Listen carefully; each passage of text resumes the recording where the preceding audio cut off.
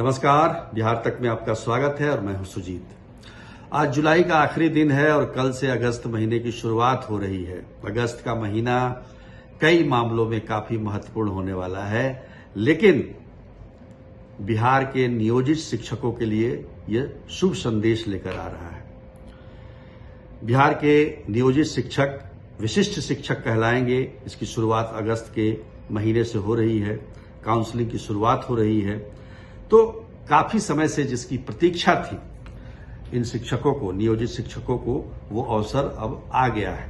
मार्च के महीने में सरकार ने नियमावली में बदलाव किया था और जो उनकी मांग थी कि उन्हें भी बीपीएससी द्वारा जो पात्रता पाए जो शिक्षक हैं उनके समकक्ष रखा जाए, तो उसके लिए अलग से सरकार ने नियमावली निकाली थी मार्च के महीने में। और उसमें ये कहा गया था कि सक्षमता परीक्षा पास करने वाले नियोजित शिक्षक विशिष्ट शिक्षक कहलाएंगे और विशिष्ट शिक्षक का एक अलग महत्व होगा। तो कुल मिलाकर देखिए कि 1,87,000 जो नियोजित शिक्षक हैं जिन्होंने सक्षमता परीक्षा पास की है, उन्हें अब विशिष्ट शिक्षक कहा जाएगा और उसके काउंसलिंग की शुरुआत 1 अगस्त से शुरू हो रही है, यानी कि कल से इसकी शुरुआत हो जाएगी। किस अभ्यर्थी को कब आना है, कितने बजे आना है, इसकी जानकारी सबको मोबाइल पर दी जा रही है। संभवतः आप लोगों को मिल भी गई होगी। विभाग का कहना, शिक्षा विभाग का कहना है इसके लिए पूरी तैयारी कर ली गई है। तो कुल मिलाकर ये एक अच्छा, मुझे लगता है कि अच्छी खबर है नियोजित शिक्षकों के लिए।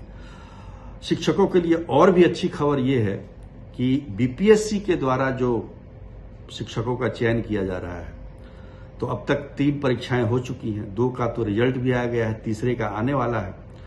तो TRE 1, 2, 3 की परीक्षा हो चुकी है और जो नियमावली थी उसमें यह कहा गया था कि एक अभ्यर्थी को 3 ही मौके मिलेंगे।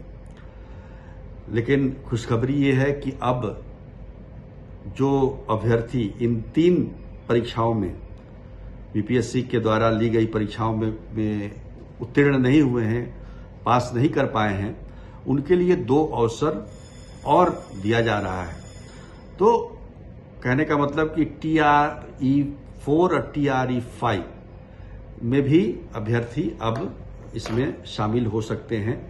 और जैसा कि जानकारी मिल रही है कि अभी 1,60,000 शिक्षकों की नियुक्ति होने वाली है, जिसके लिए जल्दी ही विज्ञापन भी प्रकाशित किया जाएगा।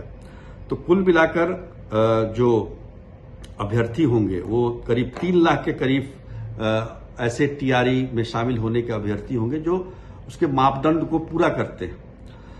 और ये एक अच्छी खबर है उनके लिए जो 3 बार से प्रयास कर रहे थे, उनको मौका नहीं मिल रहा था, तो 2 और मौके उनको प्राप्त हो रहे हैं। इस अवसर से मुझे लगता है कि अभ्यर्थियों में खुशी होगी, खासतौर पर जो क्वालिफाई नहीं कर पाए थे।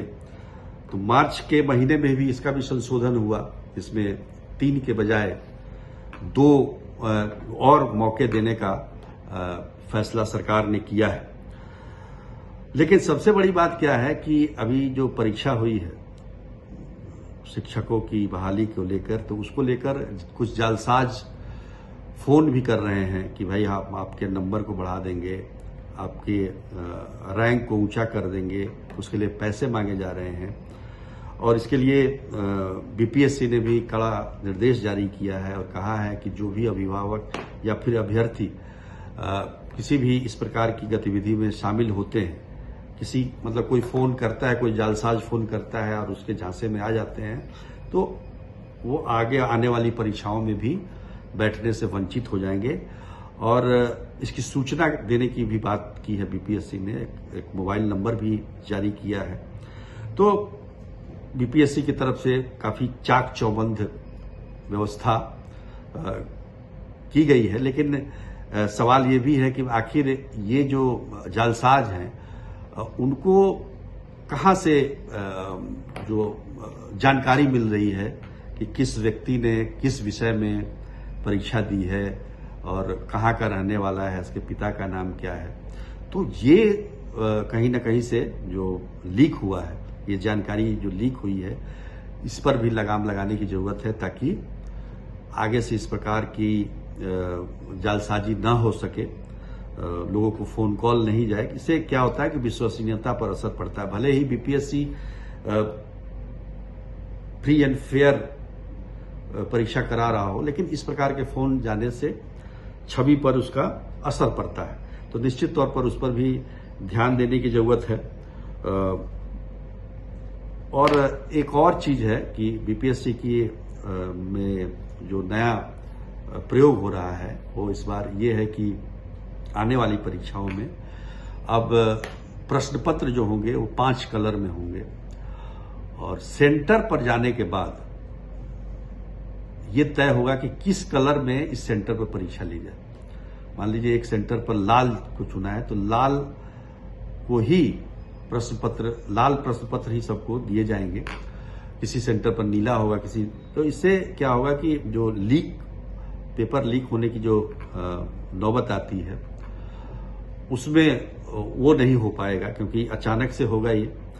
तो निश्चित तौर पर धीरे धीरे सरकार की तरफ से और जो कड़ाई की गई है उससे प्रश्न पत्र लीक ना हो, इसके लिए तमाम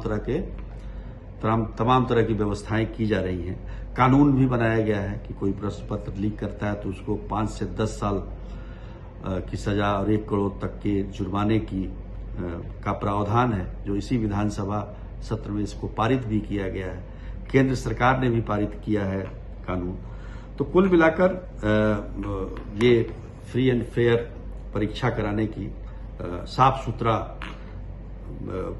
परीक्षा हो और जो अभ्यर्थी इसके लिए सक्षम हो उन्हीं को ही मौका मिले, इसके लिए प्रयास किए जा रहे हैं। तो कुल मिलाकर देखिए तो अगस्त का महीना नियोजित शिक्षकों के लिए काफी अच्छी खबर है।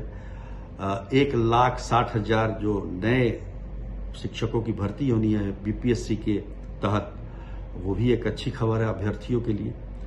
तो इसलिए मैंने कहा कि आज जो है शिक्षकों को ये अच्छी खबर सुनाई जाए। शिक्षकों के बारे में और भी बहुत सारी खबरें हैं जिसे धीरे धीरे हम लोग आपके पास सामने लाएंगे। तो आज के लिए इतना ही, तब तक के लिए नमस्कार।